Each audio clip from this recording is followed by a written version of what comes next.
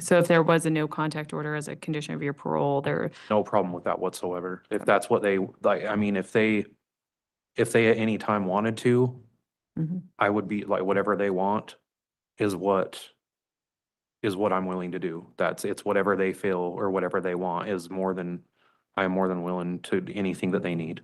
okay. So if there was, a no contact order and you go into a restaurant and they're there, you would understand, you would Oh, I'd walk back right out. Okay. Yeah, not a problem whatsoever. Um, um, So, and then, and you've, articulated, with Safe Harbors and some of the other programming that you've done, kind of, what you've taken from that. In the IPR, a report from the prison said that you had been employed for about 14 years. And so you're not currently employed, you're in Strive right now? Mhm. Okay, so can you kind of tell me what the motivation was, to be productive as far as employment, while you've been at the prison? Oh, I've taken care of myself. My family helps. My family helps, but I wanted to be self-reliant. I've wanted to be able to take care of myself and not have to depend on them and not have to be a strain on them. For birthdays and Christmases, they're like, here's $100, here's this, here's that. Here and there, they'll drop some money on my books and I really appreciate it, but I wanted to be able to take care of myself. And honestly, asking for help has been a very big thing for me, and working on being able to. So for the longest time, it was, no, I don't need anything. No, I don't need anything. I'm cool. Don't worry about it. I'm good. And then now I'm able to, but my dad passed a few years back. I've got money saved up and put away. I was able to pay off my restitution. I got that all completely and totally taken care of with all fines and everything from the attempted burglary case. Mhm. And I'd say for the last 6 months, I haven't been employed, but it's because I've been focusing on programming and trying to be proactive in everything. I wanted to make sure I had everything done before I came and saw you guys for my rehearing. And I had heard about the Safe Harbors class and how effective it was from friends that I have that are mentors in the program. And they're like, you have to do it. You have to, like, you need to come and do this program. It's life changing. It's this, it's that. And from the people it was coming from, I was very surprised. So I went ahead and I've been focusing on that, focusing on my plan, on getting prepared. Mhm. And so, but work, I like to work. I enjoy work. I like having something to do. I like feeling like I'm actually participating and doing something. I was a tutor for the Snow College Building Trades program for a minute. I was teaching people how to do the CNC and the laser engraver, and that was probably one of the funnest jobs I've ever had, like in here or out there. Like it was a lot of fun. So using a CNC machine and things, I want to do some extra schooling when I get out, and that's actually the work that I want to get into, and possibly have a lead on and a possible, I might have a way in through the guy who came and talked to me through Workforce Services. So I thought that was really good. But yeah, I just staying busy, taking care of myself, and kind of showing myself and my people that I can take care of myself was the reason for working the whole time. And then the programming, knowing that I need to do stuff, knowing that I need to find ways to do things better. I mean, there was some classes that I sat in that were kind of like, and then there were other ones that really, different parts of them really just like kind of resonated and sunk in. Well, thank you for that. So, and this seems to align kind of with what you're saying, but when you first got to the prison, there were a number of disciplinary violations. It seems like things kind of, we turned a corner a little bit before the original hearing, and then since then, the one disciplinary violation, which we'll talk about. But I mean, do you think that was, just part of that shift that we've already talked about, where your conduct, you were trying to actually improve your conduct here? What's really sad is my conduct on the streets to like when I first got to prison was actually a dramatic change, and that was still what was left over. Mhm. I was doing really good. There was a STG issue that got me put in a administrative segregation for 2 years. Mhm. During that segregation, we had absolutely nothing coming. We couldn't get jobs. We couldn't get visits. We couldn't get, like, everything was taken away from us. And it was kind of like, well, sucks for you, and it's indefinite. Like, we don't know how long it's going to last, and you guys have nothing coming. Mm. And it kind of I let it put me in a headspace where it was like, well, who cares then? So like a really big chunk of those write-ups were actually in that 2-year spot. Mhm. And then the rest of them was just me working on and trying to work past me letting my emotions get to me and not knowing how to respond to different situations, arguing with officers, things like that over really petty things or over like what I felt was disrespect. And then, when you learn the hard way that it doesn't matter how they talk to you, it's about how you respond to them that you really need to worry about and that you need to focus on. That was when I really started to I was like, all right, it's getting old. I was like, it just over and over again, like the same thing. And I mean, they were getting fewer and farther between, but it was just it sunk in. And then the most recent one was just a wonderful one. But Okay. No, and so you've had one write-up since your original hearing, and it was from July 20th, 2021. And again, it doesn't seem to really repeat itself, but the obscene language, name calling of a CO, can you kind of tell us okay, what was going on there? I was in the HOPE program as a senior mentor. They were moving buildings. Mhm. They had been downsized and were moving buildings. Nobody knew if they were going to be able to stay in the program, if they were going to have to reset, if they were going to follow over to where we were going. And the LSAT that was in charge of our section wasn't there. All the officers' doors were locked and like in their offices telling us to go away, and we're trying to figure out what's going on. Well, being the senior mentor, if none of the officers were around, everybody was coming directly to me in my section. What's going on? Am I still in the program? Do I have to worry about this? I have to do this for the board. I can't not do this. And I was like, okay, you guys, they're telling us not to worry. And then an officer comes in the section, tells all of us not to worry, that everything's okay and cool. And like 2 hours later, another one comes in and tells us something different, and then something different. So I was in the hall talking to another senior mentor, and we were both kind of venting. And apparently I was venting a little bit louder than he was. And one of the officers overheard what I was saying, and that statement was taken out of a very big conversation, but it was the statement that stood out. And I got called into the office. I sat and talked to him and told him what my frustrations were and what was going on. I was like, man, what are you guys doing? I didn't even know if I was going to be able to stay in the program or if I was going to have to wait and be delayed or what was going on. So I was also frustrated and excited about it too. And I ended up getting a write-up for it because I wouldn't have gotten a write-up for it were I not a senior mentor at the time. But because I was in a position of authority, in that position, they wanted to hold me responsible. So that was that write-up. So it's still not one of my best moments. And I could have definitely chosen my words better and picked a better place.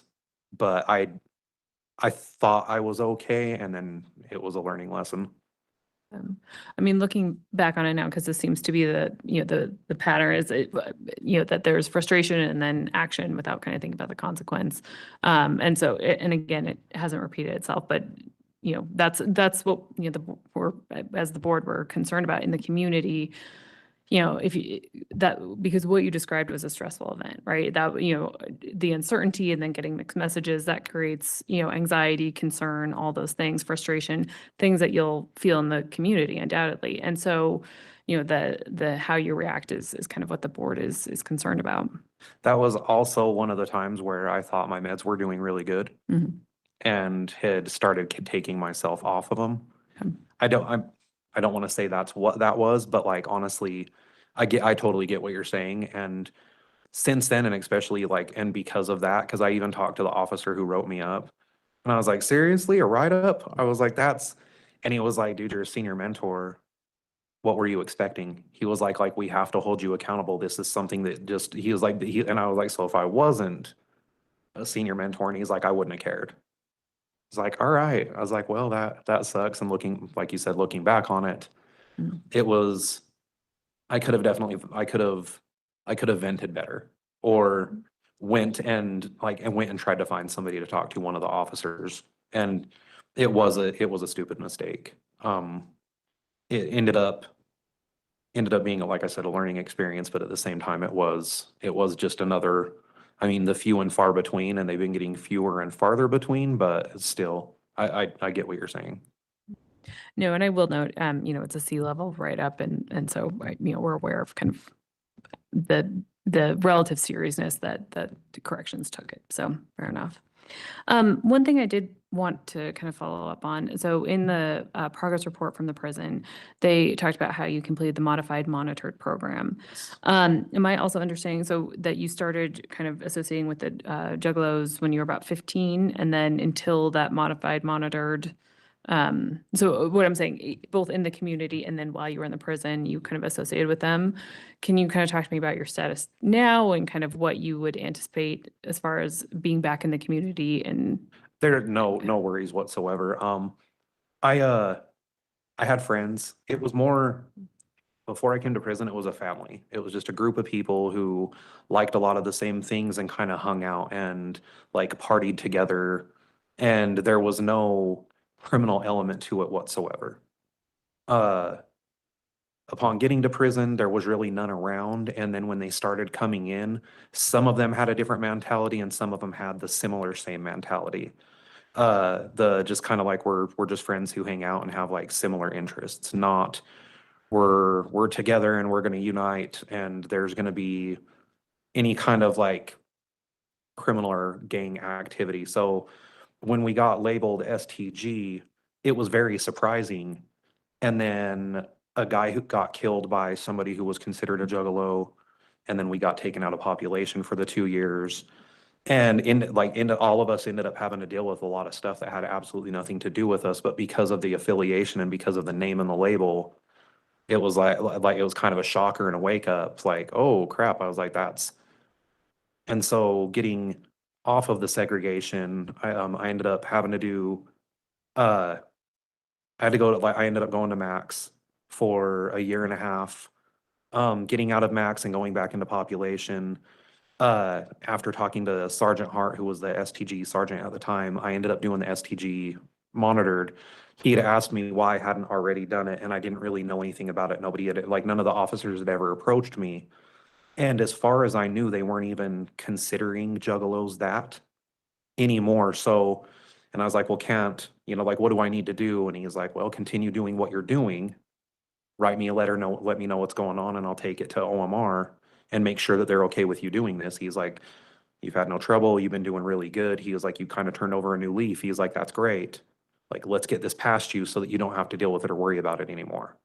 And so since doing that, I've ran into guys that are considered juggalos or like used to consider themselves, and there's no anything. And as far as the community goes, all the people that I was hanging out with before I came to prison have like all disappeared and went their different directions. And it's not the type of people that I'm gonna look up or really try to associate with when I get out. So that won't be any kind of an issue. I appreciate the background there. And the IPRS cart, you did kind of successfully complete modified monitor, and you're off STG kind of observation now? Yeah. Okay, all right.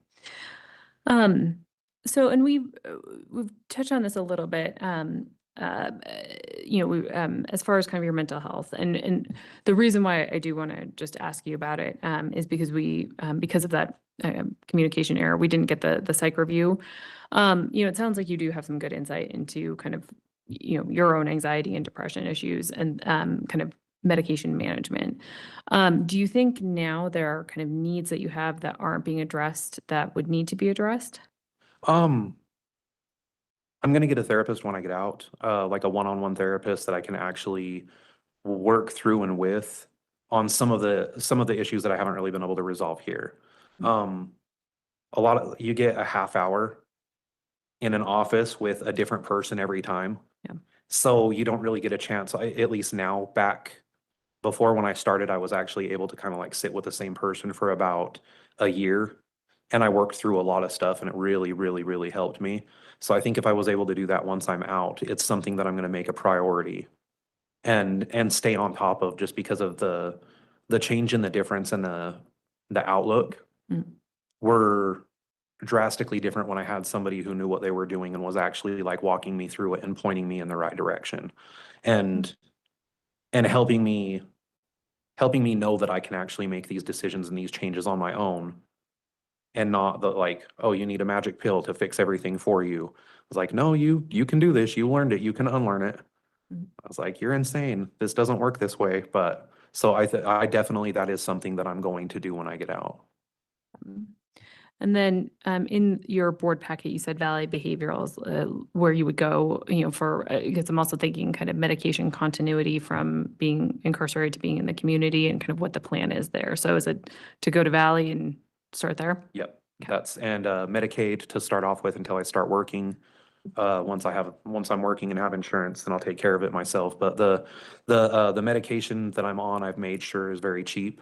So that won't be an issue to maintain and stay on. And as far as the Valley Mental Health and like they work with you kind of on a sliding scale, and having the Medicaid also should take care of that completely. And have you spoken, I know they don't call them case managers anymore, your individual service provider at the ISPs now, about getting set up with Medicaid and TAM and getting that activated for when you parole? Yeah, that's basically they're like, as soon as you have a date, we're gonna jump on this and start going over everything. The guy from the Workforce Services, the Safe Harbors Workforce Services guy was like, look, I'll walk you through that whole entire thing. He was actually really, really helpful and really open. We don't get to be around a lot of people that are just willing to donate their time and just come in and do things because they want to, or because it just makes them feel good, or they want to actually help. So it's a nice change. And he was very, very nice, very kind person, but very willing to help, like whatever you need. He's like, I'm going to walk this path with you. I've got you. And I was like, oh, he had me laughing with a lot of it, because it was just, I was like, wow, it was shocking just to think that somebody would want to help. So. Okay. Well, that's great that's a good resource. I think that sounds very positive. As far as your physical health, I know you've had some kind of challenges with your heart. Is there anything that would stop you from being able to comply with a parole agreement? Not whatsoever. I'll have to go talk to a cardiologist like once a year and stay on a couple of medications that, again, I made sure are like the cheapest ones that I can get that work the best. And so that's not a problem whatsoever. Okay. And are you doing okay Yes. now? Yeah. Oh yeah. I exercise what I can with my diet. I take care of like that. It's something that I plan on definitely keeping up on once I'm out. And again, I'm just, let's see that we have, just want to make sure we don't have any victim reps who maybe have logged in kind of since we started, but I'm not seeing anyone.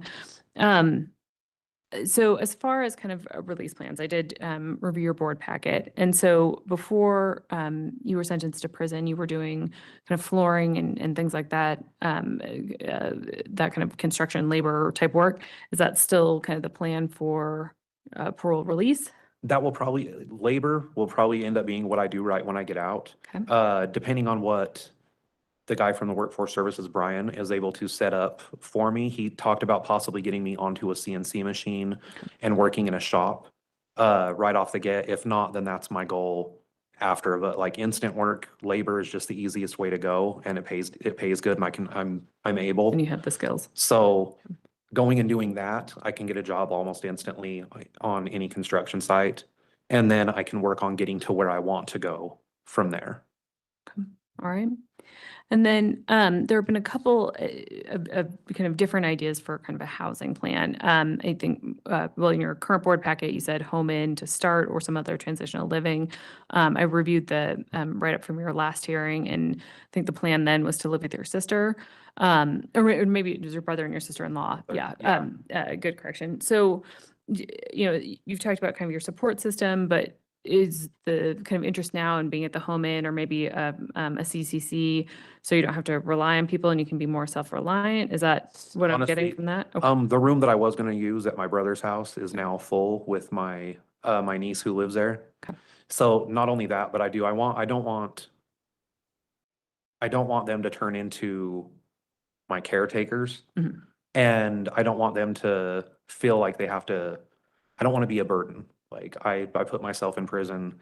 They helped me my whole entire stay, and they're going to definitely be helping me while I'm here, but I don't want to strain the relationships as good as they are right now.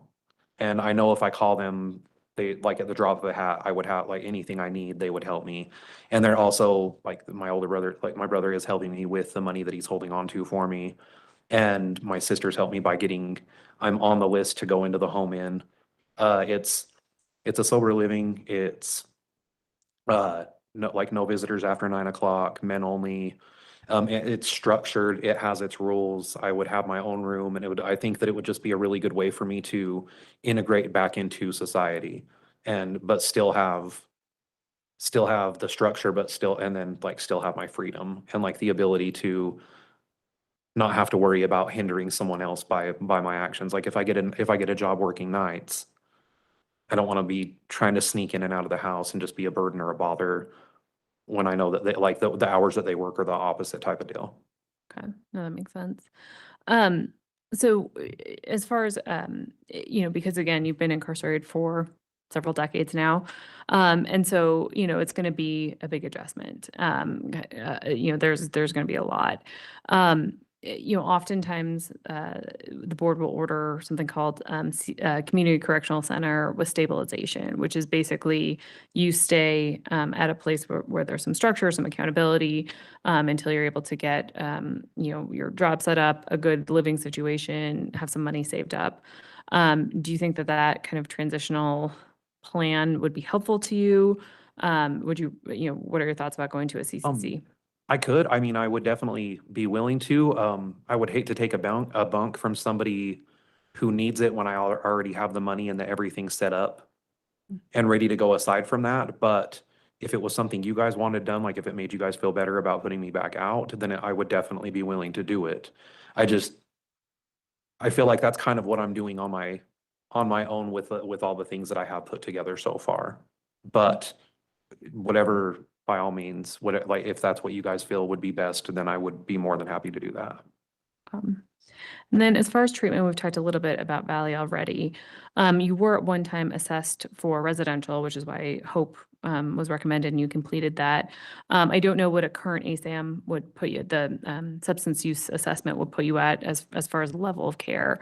But as far as kind of, ongoing support with sobriety and ongoing treatment in the community, where do you feel you are in terms of kind of need for that kind of support and treatment? In all honesty, I don't have, as far as substance abuse goes and things like that, anything that takes away my inhibitions and my control, I want nothing to do with. Like I've been offered stronger medications and different things that I could definitely get, that I could use for that type of stuff, and I've turned them down. Like that's not something I need in my life anymore or want. I know what it does. I know where it puts me.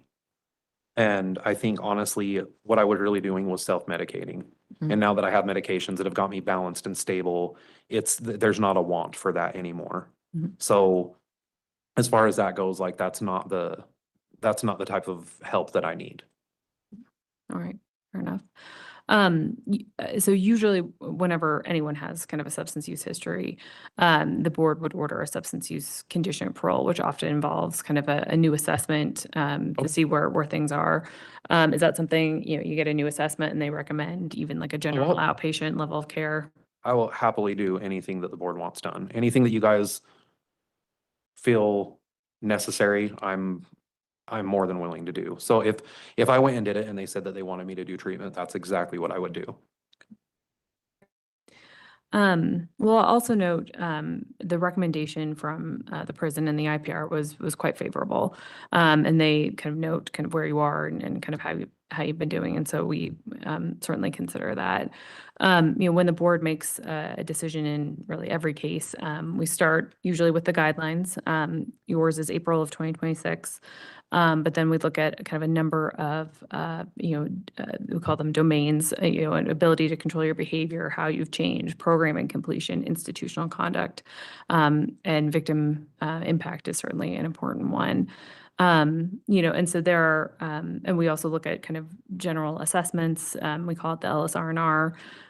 Yours is kind of low in almost every category except for criminal history, which is a static factor. There's nothing that can change that one. Yeah. And then companions, which is very high, but that's also kind of understandable given kind of who you've been around for the last 20 years. So, and that is, yeah. You know, but as far as kind of other domains that where your kind of behavioral change can actually lower the score and you want to be lower, you're low on pretty much everything else. So that's also something the board considers. You know, obviously, and I know we've kind of mostly talked about the homicide, but you know, both of these had victims and people who were affected by your actions, and so that's, you know, also what the board has to consider as part of our decision making. Does that make sense? Yes, yes, definitely. So thank you for answering my questions. You've kind of answered everything. And if I've been looking down, it's just because I've been taking notes of our conversation. But I do want to give you the opportunity for the last word if you think there's something we haven't covered or something else that you think it's important for the board to know. In all honesty, I think we covered most everything. I feel ready. In all honesty, I feel ready to go out and I feel like I'm not going to be able to progress or change or like make change until I'm out and I can actually start helping people out there and doing things. I have a few different plans for support groups for recently, people that have recently been let out of prison, for people that I've talked to that are on the streets that have been let out and kind of don't know what to do and where to go and who to ask.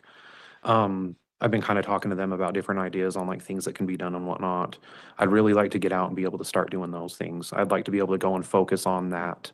And I want to make a difference and I want to make a change in a positive way to where everything I did before was just destructive.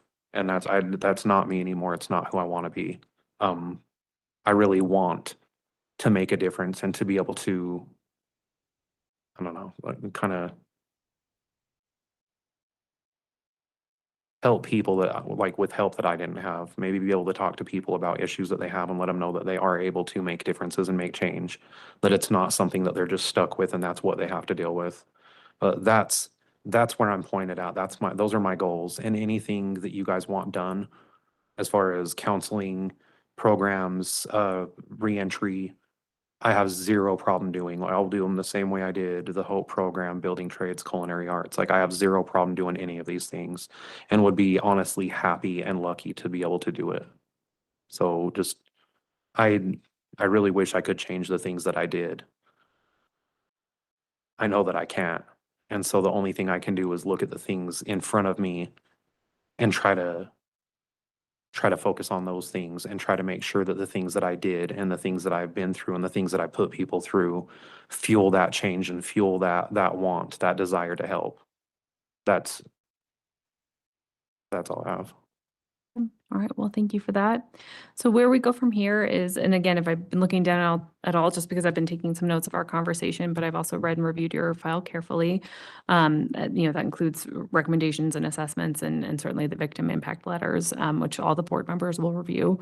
And so I will go back and kind of put together my vote. We work by majority vote, which means at least 3 out of the 5 board members have to agree on an outcome. Sure. That process takes a couple of weeks. I know you're anxious for an answer, and so we'll try to move it along as quickly as possible. And we'll send the decision directly to you. We also post the decision on our website, so if your friends or family, they can also check our website. The decision isn't populated until we finalize it, and then we do send it directly to you, but they can also look there. Does that make sense? Yes. Okay. All right. Any questions about that process? No, ma'am. Okay. All right. Well, we'll go ahead and conclude today's hearing, but have a good rest of your day, okay? Thank you for your time. Okay. All right. Thank you very much.